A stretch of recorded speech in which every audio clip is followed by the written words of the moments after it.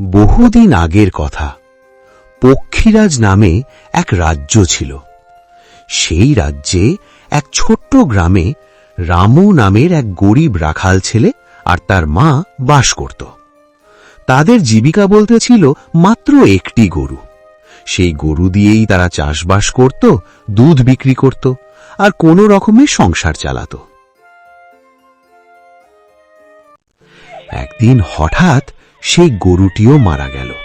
সংসারের একমাত্র ভরসা চলে যাওয়ায় রামুর মা কান্নায় ভেঙে পড়ে বলল, হায় রে কপাল, আমাদের কি সর্বনাশ হলো!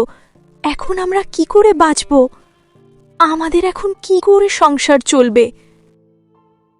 এই বলে রামুর মা খুব কান্না করতে লাগল। রামু তার মাকে শান্ত করে বলল, মা, তুমি দুঃখ করো না, আমি কাজ খুঁজতে বেরোব। সে অনেক জায়গায় ঘুরল, কিন্তু রামু বোকা হওয়ার জন্য তাকে কেউ কাজে নিতে রাজি হলো না। একদিন এক দোকানে রামু কাজ চাইতে গেল। তখন দোকানদার বলল, না রে রামু, তোর মতো বোকা ছেলেকে কাজে নিলে আমার দোকানপাট সব লাটে উঠে যাবে, তুই যা। এইভাবে দিনের পর দিন সে খালি হাতে বাড়ি ফিরতে লাগল। একদিন দুঃখ আর ক্লান্তিতে তার মা রাগের মাথায় বলল, তোর মতো বোকা ছেলে থাকার থেকে না থাকাই ভালো। এত লোক মরে, তোর মরণ হয় না? তোর থেকে তো আমার গরুটা অনেক ভালো ছিল, সে তাও তো আমার দুবেলা দুমুঠো খাওয়ার মতো কাজ তো করত। এভাবে আরও অনেক উল্টোপাল্টা কথা বলে। মায়ের কথাগুলো শুনে রামুর মনে খুব আঘাত লাগল। সে সিদ্ধান্ত নিল সে আর এই গ্রামে থাকবে না, দূরে কোথাও চলে যাবে। এই ভেবে সে পরের দিন ভোরবেলা কাউকে না জানিয়ে বাড়ি ছেড়ে বেরিয়ে পড়ল। পথে যেতে যেতে সে এক আশ্চর্য ঘোড়া দেখতে পেল। ঘোড়াটির ছিল দুটো বড় বড় পাখনা, গায়ের রং ছিল রূপার মতো ঝকঝকে, চোখে ছিল বুদ্ধির ঝিলিক।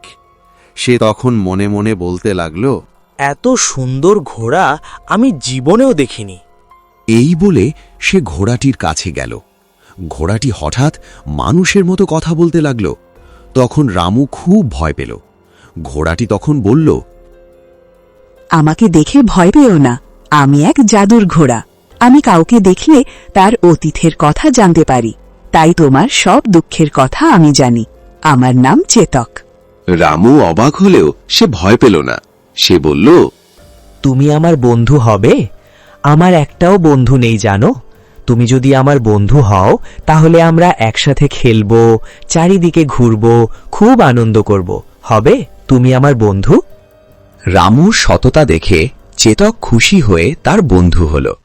তারপর সে রামুকে পিঠে তুলে উড়িয়ে নিয়ে রামুকে তাদের বাড়ি নিয়ে গেল।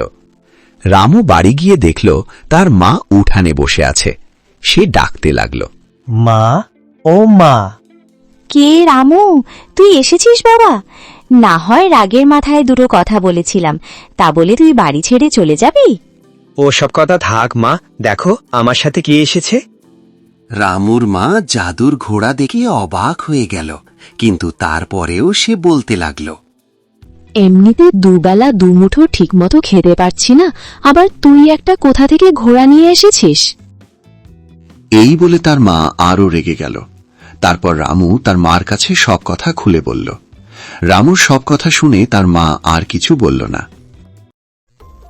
কয়েকদিন পর রাজ্যে এক ভয়ঙ্কর খবর ছড়িয়ে পড়ল। বনের দিকে এক দৈত্য দেখা গেছে। পক্ষীরাজ রাজ্যের রাজার একমাত্র মেয়ে পদ্মাবতী প্রতিদিন সকালে ফুল তুলতে যেত বনের দিকে। রাজা তাকে অনেকবার বারণ করেছে, কিন্তু সে শুনেনি। সে তাও ফুল তুলতে যেত। প্রতিদিনেরই মতো সে একদিন সকালে ফুল তুলতে গেলে গভীর বনের দিকে। সেখান থেকে সেই আর ফেরেনি। শোনা যায় সেই ভয়ঙ্কর দৈত্য নাকি তাকে ধরে নিয়ে গেছে। রাজা অনেক সৈন্য পাঠালেন, কিন্তু কেউ রাজকন্যাকে উদ্ধার করে আনতে পারল না। তখন রাজা ঘোষণা দিলেন, যে আমার মেয়েকে জীবিত উদ্ধার করে আনতে পারবে তাকে আমি অনেক সোনা দানা আর রাজ সম্মান দেব। প্রতি গ্রামে গ্রামে পেয়াদারা এই ঘোষণা করতে লাগল। একদিন তাদের গ্রামে এসেও এই ঘোষণা করতে লাগল। তখন রামু ওই ঘোষণা শোনে। এই ঘোষণা শুনে এসে সে চেতককে বলল, চলো বন্ধু, আমরা গিয়ে রাজকুমারীকে উদ্ধার করার চেষ্টা করি। তুমি তো জাদুর ঘোড়া, তুমি তো সবই জানো, চলো আমরা দুজনে মিলে সেখানে যাই। তখন চেতক বলল, দাঁড়াও বন্ধু, তোমাকে একটা দিব্য শক্তি প্রদান করি। এই বলে সে রামুকে দিব্য শক্তি প্রদান করল।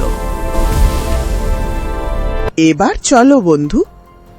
তারপর চেতক রামুকে তার পিঠে বসিয়ে নিয়ে রওনা দিল গভীর বনের দিকে। তারা কিছুটা রাস্তা যাওয়ার পর চেতক এক গাছের কাছে দাঁড়াল। দাঁড়িয়ে সে রামুকে বলল, এখানে আমার এক টুনটুনি বন্ধু থাকে। এই বলে সে ডাকতে লাগলো, আরে ও টুনটুনি, বাড়ি আছো নাকি? আজ তোমার সাহায্য দরকার। তারপর টুনটুনি বাসা থেকে বেরিয়ে এসে বলল, আরে চেতক বন্ধু যে, ভালো আছো? কোথায় যাচ্ছ তোমরা? তারপর চেতক তার কাছে সব কথা খুলে বলল। তখন টুনটুনি বলল, হ্যাঁ, আমি জানি সেই রাস্তা, আমি তোমাদের সাহায্য করব। চলো বন্ধুরা। এই বলে তারা 3 জন রওনা দিল রাজকুমারীর উদ্দেশ্যে। যদি আপনাদের এই গল্পটি ভালো লেগে থাকে তাহলে অবশ্যই লাইক ও সাবস্ক্রাইব করে আমাদের পাশে থাকবেন। আর হ্যাঁ বন্ধুরা, পরবর্তী গল্পটি কেমন দেখতে চান তা অবশ্যই কমেন্টে জানাতে ভুলবেন না। ধন্যবাদ। পার্ট 2 শীঘ্রই আসছে, দেখতে ভুলবেন না।